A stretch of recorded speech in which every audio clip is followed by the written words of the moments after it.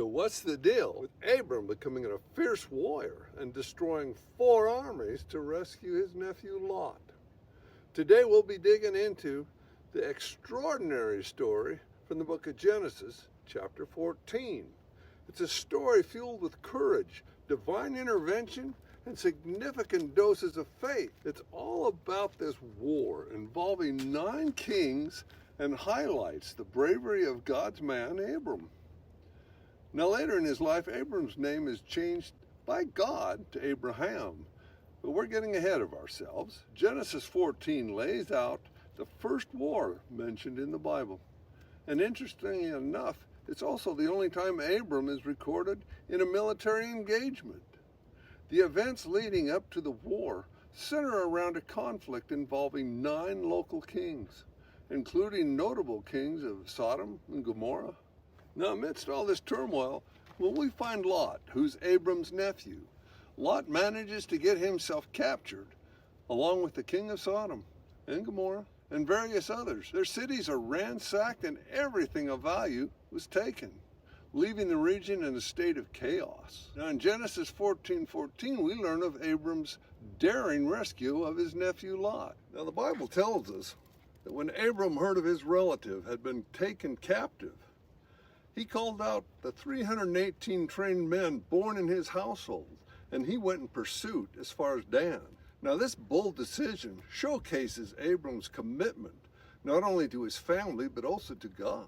His courage is significant, especially considering the great danger that accompanied a confrontation with the 4 invading kings. Now as the conflict unfolds, Abram's forces, they manage to overcome the enemy, and they come out of the battle totally victorious.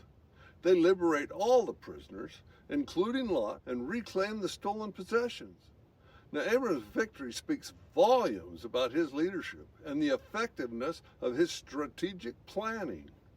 He demonstrates enormous bravery, but also a strong sense of loyalty and responsibility towards the ones he loves. Now, following the battle, we meet an intriguing figure named Melchizedek in verses 18 and 19, which read, "Then Melchizedek, the king of Salem, brought out bread and wine. He was a priest of God Most High, and he blessed Abram, saying, 'Blessed be Abram by God Most High, creator of the heavens and the earth.'" Now his role here is significant as it shows how God sometimes sends unexpected helpers and others not so helpful. Now Abram, he recognizes Melchizedek's authority and the divine blessing he embodies as a priest, and he offers him 1/10 of all the spoils from the battle. Now this act of gratitude not only demonstrates Abram's faith, but also indicates the importance of acknowledging God's influence in our victories. As we delve deeper into chapter 14, we reach a pivotal moment where the king of Sodom approaches Abram with an offer of rewards for the assistance he provided.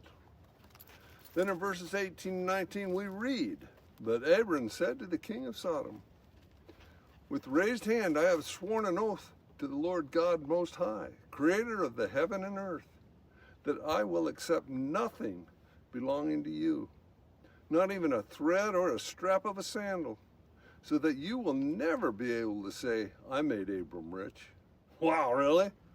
Turned down a small fortune from a king.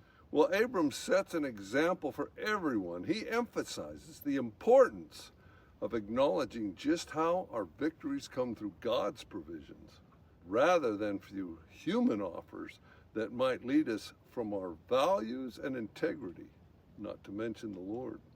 Now, the narrative of Genesis 14, it gives us a number of lessons that we can take to heart, right now, today. First and foremost is the importance of trusting in God. Just as Abram placed his faith in God's guidance in the face of potentially life-threatening circumstances, so too should we trust in God that he will provide for our needs when faced with temptations that compromise our integrity. So too should we trust that God will provide for our needs when faced with temptation that compromise our integrity and values. We should remember Abram's example, staying grounded in faith rather than being swayed by worldly rewards. Now, James 4:4 makes it pretty clear. Don't you know that friendship with the world means enmity against God? Therefore, anyone who chooses to be a friend of the world becomes an enemy of God. But check this out. Abram also serves as a model for courage under fire.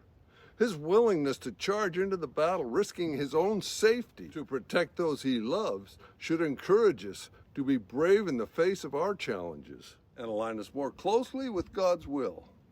So let's just wrap up Genesis 14. It's not just an epic tale of war. It serves as a profound source of wisdom and understanding for us. It reminds us of the vital role of faith and the necessity of courage and the importance of recognizing and acting upon divine purposes.